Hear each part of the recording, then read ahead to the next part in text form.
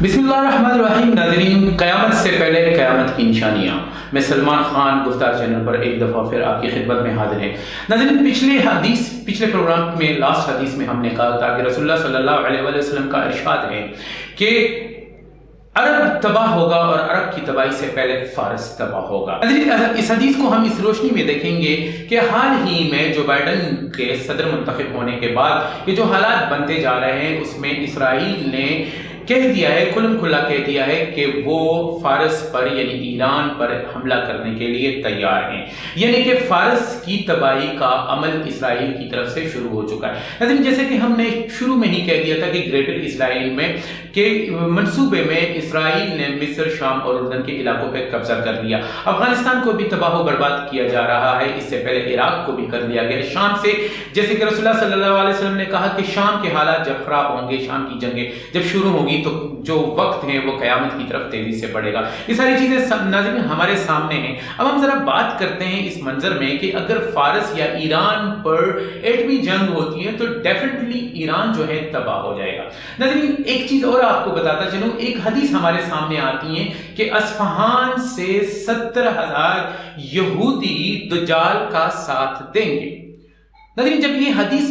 Being a مسلم بطور مسلمان میں بیان کرتا ہوں تو ذرا سا ٹھہر جاتا ہوں اور رک جاتا ہوں، اور بیان کرتے کرتے ہوئے میرے دل میں یہ بات آتی ہے کہ کیا اصفہان جو اس وقت ایران کا حصہ ہے، جو ایران میں موجود ہیں، تو کیا ایران کے لوگ جو ہے دجال کا ساتھ دیں گے؟ یہ جو ہم بٹ گئے ہیں شیعہ میں اور سنی ازم میں، اس کو جب ہم اپنے سامنے رکھتے ہیں تو شاید ہمارے ذہن میں یہ بات آتی بھی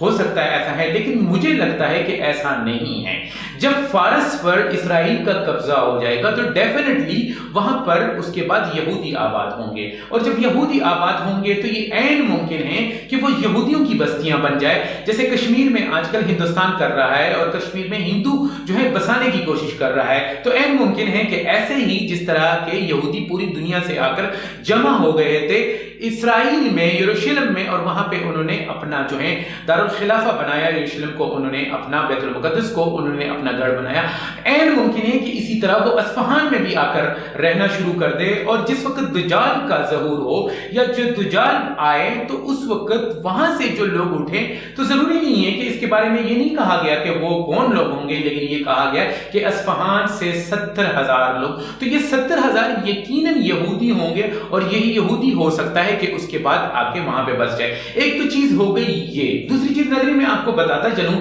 کہ جب تھوڑی سی ایک فائر کی آواز کھلتی ہے LOC پہ تو ہم کہتے ہیں غزوہ ہند شروع ہو گیا. مجھے لگتا ہے ناظرین غزوہ ہند یا تو 712 میں محمد بن قاسم کی صورت میں، جب محمد بن قاسم جو ہیں دیبل میں آ کر، کیونکہ اس میں سندھ اور ہند دونوں کا ذکر ہے اس حدیث میں، یا تو وہ اس وقت کی بات ہے کہ غزوہ ہند ہو چکا ہے، اور اگر وہ نہیں بھی ہوا تو ناظرین یہ یاد رکھیے کہ غزوہ ہند ملحمۃ الکبریٰ یعنی ارمگڈون سے پہلے نہیں ہوگا. اگر یہ کبھی ہوگا بھی تو ارمگڈونس کے بعد ہوگا. اور ارمگڈونس کیا ہے ناظرین میں آپ کو یہ بتاتا چلو. ارمگڈونس کی جب ہم بات کرتے ہیں، جس کو ارمعدون بھی کہا جاتا ہے، جس کو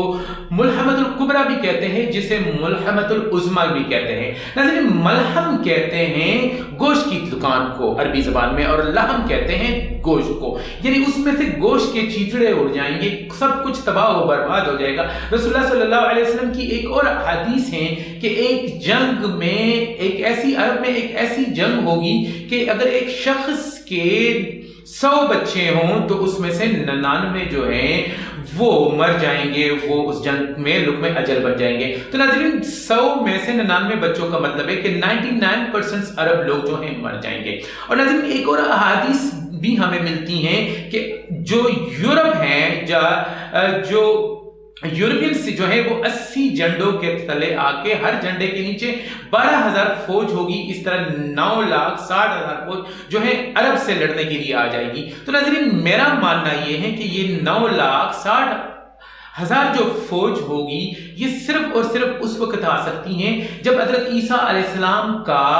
نزول نہ ہوا ہو، کیونکہ عیسیٰ علیہ السلام کے آنے کے بعد تو سیناریو چینج ہو جائے گا، کیونکہ جس طرح سے ہم امام مہدی کا انتظار کر رہے ہیں تو عیسائی عیسیٰ علیہ السلام کا انتظار کر رہے ہیں، اور ڈیفینیٹلی جب عیسیٰ علیہ السلام اس دنیا میں تشریف لائیں گے تو عیسائی جو ہیں وہ ساتھ دیں گے حضرت عیسیٰ علیہ السلام کا۔ یہ ہو نہیں سکتا کہ عیسائی عیسیٰ علیہ السلام کا ساتھ نہ دیں، اور ہمیں تو دینا ہی دینا ہے۔ ناظرین، آخر میں دنیا دوبارہ ڈیوائیڈڈ ہو جائے گی، لیکن کیونکہ اور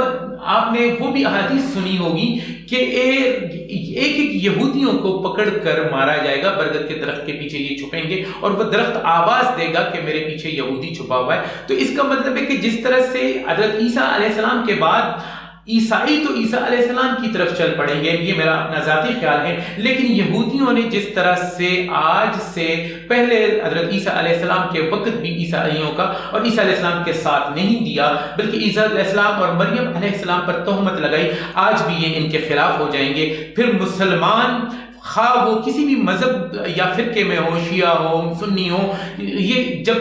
دیکھیں جب امام مہدی علیہ السلام آ جائیں گے تو شیعہ اور سنی کا کنسپٹ ختم ہو جائے گا، کیونکہ شیعہ بھی امام مہدی علیہ السلام کو مانتے ہیں، وہ بھی ان کے منتظر ہیں اور ہم بھی ان کا انتظار کریں گے۔ تو جب امام مہدی علیہ السلام کا جو عقیدہ ہوگا، کیا میں اور بطور سنی اور ایک شیعہ کیا اس کے ساتھ نہیں ہوں گے؟ یقیناً ہوں گے۔ تو اس وقت تو میرے خیال کے مطابق تو سب کچھ ختم ہو جائے گا، اور جیسے عیسیٰ علیہ السلام بھی تشریف لائیں گے، اور جب عیسیٰ علیہ السلام نماز پڑھ لیں گے امام مہدی کے پیچھے دمشق کی اس مسجد میں، تو پھر تو سب کچھ جو ہے صاف ہو جائے گا، دودھ کا دودھ اور پانی کا پانی ہو جائے گا، اور دین صرف ایک رہ جائے گا جو اسلام کا ہوگا۔ تو اس میں سے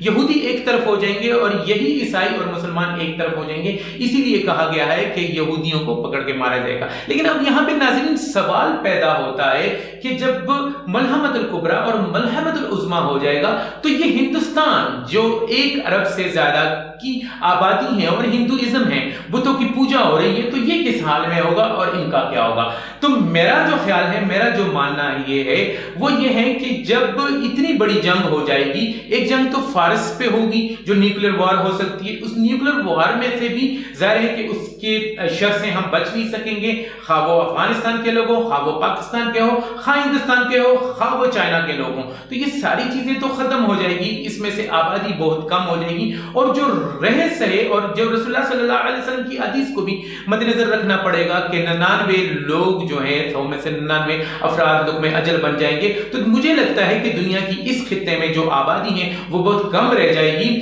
اور اس سے پہلے کیا ہوگا؟ غزوہ ہند، یہ اسباب کیسے پیدا ہوں گے؟ غزوہ ہند اگر ہوگی تو کب اور کیسے ہوگی؟ لیکن دنیا میں حضرت امام مہدی کے آنے سے اور حضرت عیسیٰ علیہ السلام کے نزول سے پہلے بلا شبہ بت پرستی کا خاتمہ تو ہونا ہی ہونا ہے، اور اس بت پرستی کے خاتمہ کیسے ہوگا؟ اس بت پرستی کی خاتمے سے پہلے یقیناً جو میرا ماننا یہ ہے وہ یہ ہے کہ ہندوستان جو ہے وہ کہیں حصوں میں بڑھ جائے گا، جیسے کہ موجودہ حالات بھی بتا رہے ہیں، خالصتان کے نعرے ہندوستان میں لگ رہے ہیں، وہاں پر دوسری طرف بھی جو ہے آسام میں، کشمیر میں، اور کشمیر کی آزادی بھی مجھے لگ رہا ہے کہ پچھلے کہیں دہائیوں سے اگر کشمیر آزاد نہیں ہوا تو کشمیر کی آزادی بھی ہندوستان کی تقسیم کے ساتھ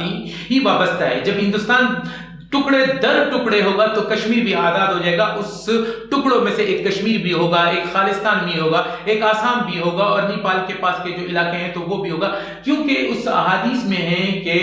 جب ہند اور سندھ پر جو لشکر کشی کرے گا وہ وہاں کے بادشاہوں کو زنجیروں میں پکڑ کے لایا جائے گا، یعنی ملوک کہا گیا ہے، بادشاہوں کا کہا گیا ہے، یعنی ایک مودی نہیں ہوگا، کہیں مودی ہوں گے، کہیں بت پرست ہوں گے۔ تو جب ملحمۃ الکبریٰ، میرا خیال یہ ہے کہ ملحمۃ الکبریٰ کے بعد اس علاقے میں جو ہیں جب مسلمانوں کو اتنی مار پڑے گی تو یقیناً مسلمان جو ہے اپنا کھویا ہوا وقار اور کھوئی ہوئی پوزیشن واپس آنے کے لیے ایک جدوجہد تو کریں گے، اور اس میں صرف وہ مسلمان ہی شامل نہیں ہوں گے جو خراسان میں اور پاکستان میں ہوں گے، بلکہ اگر مسلمانوں کی غزوہ ہند ہوگی تو اس غزوہ ہند میں عرب سے بھی کچھ لوگ آ کے ہماری مدد کریں گے، اور اسی طرح ہندوستان ٹکڑے ٹکڑے ہو جائے گا۔ تو ناظرین، اس پروگرام کے اگلے حصے میں آپ کو بتاؤں گا کہ غزوہ ہند وقوع پذیر ہوگی تو وہ کب ہوگی، کیسے ہوگی اور کس حالات میں ہوگی۔ تو اگلے پروگرام تک کے لیے آپ کو انتظار کرنا ہوگا، تب تک کے لیے اللہ حافظ۔